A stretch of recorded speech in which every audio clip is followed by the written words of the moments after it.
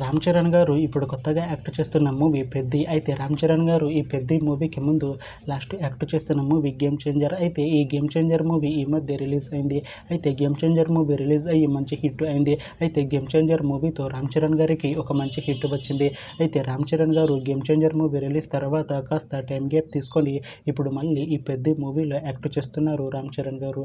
చూడాలి రామ్ చరణ్ గారికి ఈ పెద్ది మూవీతో కూడా ఇంకొక మంచి హిట్ తనకి వస్తుందా లేదా అనేది మనం ఈ పెద్ది మూవీ రిలీజ్ అయ్యాక చూడాలి.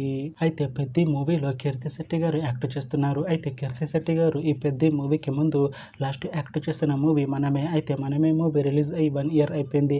అయితే మనమే మూవీ రిలీజ్ అయ్యి మంచి హిట్ అయింది. అయితే మనమే మూవీతో కీర్తి శెట్టి గారికి ఒక మంచి హిట్ వచ్చింది.